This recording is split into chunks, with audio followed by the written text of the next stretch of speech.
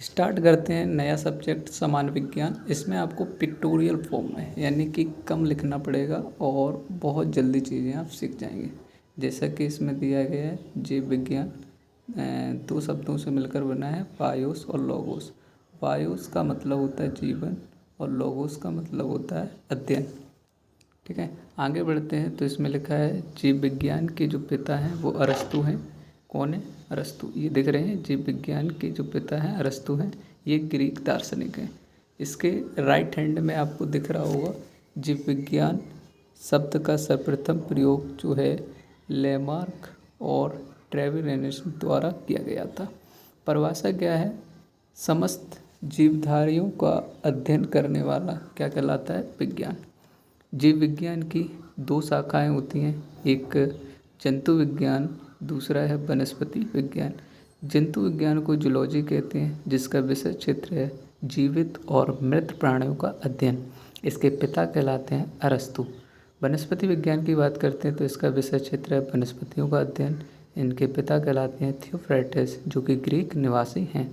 जैव विकास से संबंधित कुछ सिद्धांत दिए गए हैं, जैसे एक आपको पढ़ा होगा हाई स्कूल में, डार्विनवाद। डार्विनवाद के जो जनक हैं चार्ल्स डार्विन, ब्रिटिश जैव विकास और वैज्ञानिक हैं। सिद्धांत इन्होंने दिया था प्राकृतिक वर्णवाद। इनकी पुस्तक है प्राकृतिक चुनाव द्वारा जातियों की उत्पत्ति।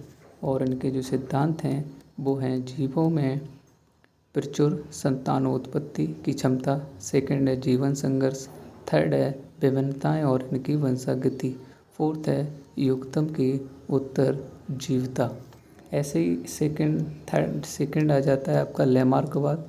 लेमार्कवाद में क्या है? इनके जो जनक हैं फ्रांसीसी वैज्ञानिक जीन वेंटिसे डी लेमार्क। इनका सिद्धांत है उपार्जित लक्षणों की वंशागति का सिद्धांत। इनकी पुस्तक है फिलॉसफी जूलॉजिक और उदाहरण इन्होंने दिया था जिराफ की गर्दन का लंबा होना, सांप के पैर का गायब हो जाना। ये आपने उदाहरण पढ़े भी होंगे, जब जिराफ गर्दन का यूज ज़्यादा करते थे इसलिए इनकी गर्दन क्या होगी? लंबी। सांप क्या हुए थे? झाड़ियों में चलते थे तो उनके पैर उलझ जाते थे, इसलिए उनने पैरों का उपयोग करना बंद कर दिया था। इस प्रकार उनके पैर जो हो गए गायब हो गए। थर्ड आता है उत्परिवर्तनवाद, जिसे हम म्यूटेशनवाद भी कहते हैं। तो इसके जो जनक हैं हुगो डी वरीज हैं, जो कि नीदरलैंड्स के हैं। सिद्धांत है उत्परिवर्तन सिद्धांत।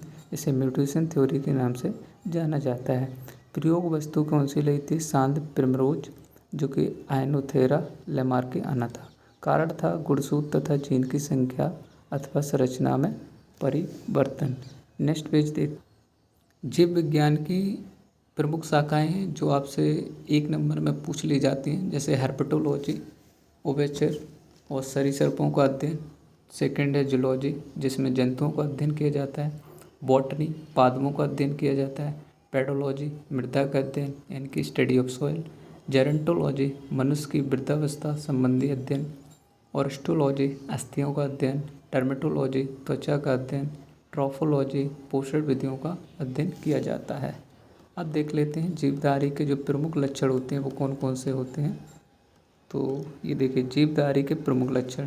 अगर कोई जीवधारी है तो उसमें पहली चीज़ होगी संवेदनशील व अनुकूलशीलता, सेकंड उत्सर्जन, थर्ड वृद्धि, फोर्थ प्रजनन और फिफ्थ है पोषण।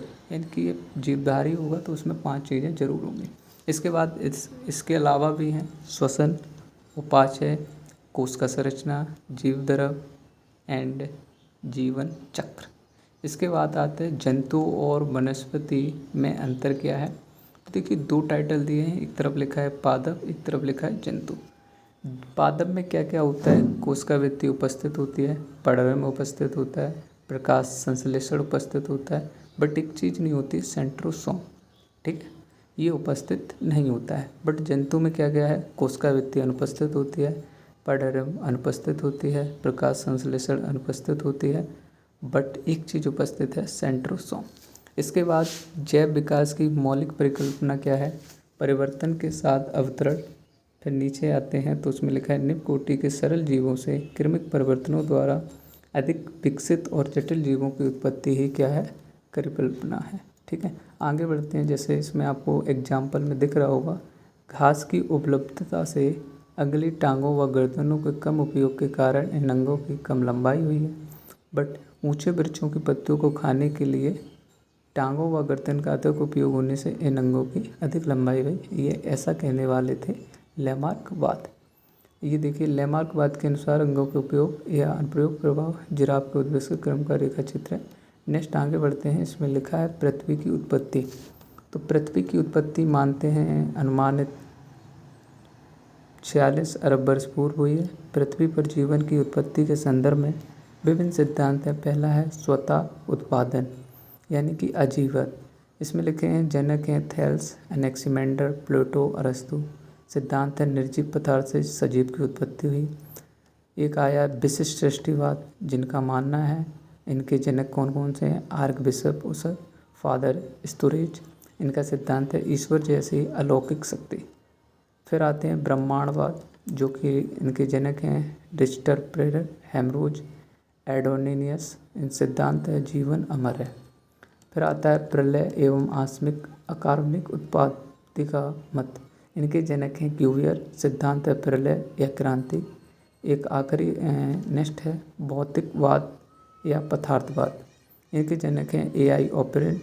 पुस्तक है जीवन की उत्पत्ति। सिद्धांत है रासायनिक उद्विकास के फलस्वरूप जीवन की उत्पत्ति। अब कुछ प्रमुख तथ्य हैं। जीवन अर्थात प्रारंभिक जीवों की उत्पत्ति लगभग 4000 वर्ष पूर्व हुई है। सेकंड क्या है, 3.8 अरब वर्ष पूर्व कलायुक्त प्रोकैरियोटिक कोशिका की उत्पत्ति। थर्ड, लगभग 2 अरब वर्ष पूर्व यूकेरियोटिक कोशिका की उत्पत्ति हुई है। अर्थात हम कह सकते हैं प्राचीन आदिम पृथ्वी के वायुमंडल में ऑक्सीजन गैस नगण्य या अनुपस्थित थी। मीथेन, अमोनिया, कार्बन डाइऑक्साइड आदि गैसें उपस्थित थीं। नेक्स्ट आगे बढ़ते हैं। तो इसमें लिखा है भूवैज्ञानिक काल मानक्रम क्या है, यानी कि इनको मापने की इकाई क्या है। तो इसमें पूछ दिया जाता है जैसे आयु, कल्प, महाकल्प, युग। तो इनका कभी क्रम पूछ देते हैं कि सबसे पहले कौन आया, बाद में कौन आया। तो देख लेते हैं। आयु समय की सबसे बड़ी इकाई है। इसके बाद कल्प, एक कल्प महाकल्प से कम लेकिन युग से अधिक इकाई है।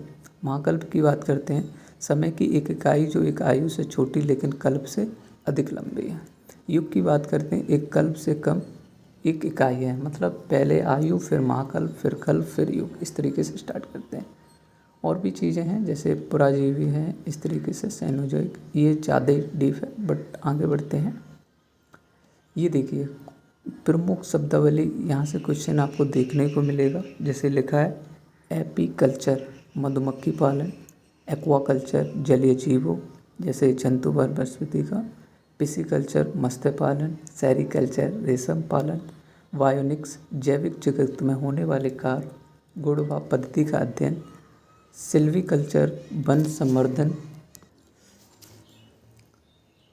फ्लोरिकल्चर फूलों की खेती या पुष्प की कृषि, ऑरेलिकल्चर सब्जियों की कृषि, हॉर्टिकल्चर फूलों, फलों, सब्जियों एवं मसालों की कृषि, पोमोलॉजी फलों की कृषि यानी कि स्टडी ऑफ फ्रूट को पोमोलॉजी कहते हैं, विटिकल्चर अंगूर की खेती के लिए, मोरिकल्चर शहतूत की खेती के लिए, हाइड्रोपोनिक्स, एरोपोनिक्स या एरोकल्चर ये मृदाविहीन पादप संवर्धन से रिलेटेड है।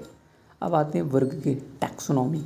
टैक्सोनॉमी का एक क्वेश्चन बड़ा फेमस है, पूछा जाता है आधुनिक वर्गीकरण का पिता किसे कहते हैं। तो कैरोलस लिनियस, जो कि एक स्वीडन निवासी थे। परिभाषा क्या है, जीव विज्ञान की वह शाखा जिसके अंतर्गत जीवों की उनकी समस्याओं एवं असमानताओं के आधार पर छोटे छोटे समूह में बांटा जाता है। जीवों के नामकरण की द्विनाम पद्धति है। पहला जनक है कैरोलस लिनियस। ये लैटिन शब्द 2 शब्दों से मिलकर बनी है, पहला वंश, दूसरा जाति। यानी कि जो पहला शब्द लिखा होगा वो वंश को सूचित करेगा, दूसरा जाति को। ठीक है। इनकी पुस्तक जो है सिस्टमा नेचुरी है।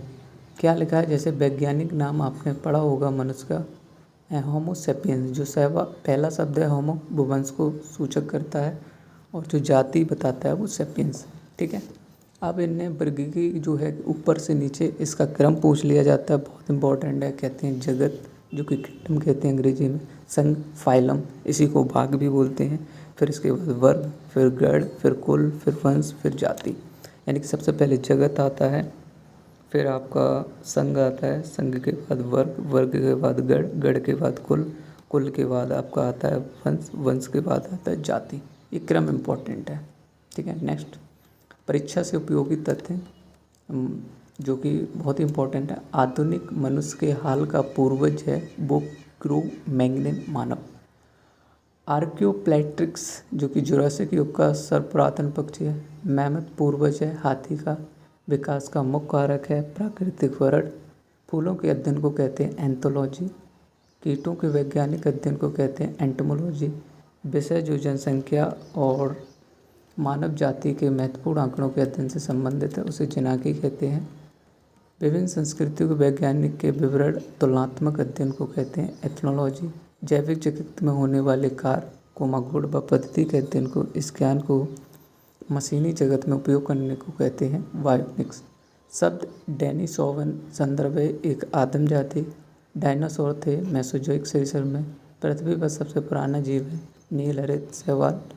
विकासवाद का सिद्धांत प्रतिपादित किया था डार्विन ने। मछलियों का युग डिवोनियन कल्प। सरीसृप का युग मीसोजोइक जो कि महाकल्प में है। उभयचर का युग कार्बोनिवोरस कल्प। Thank you.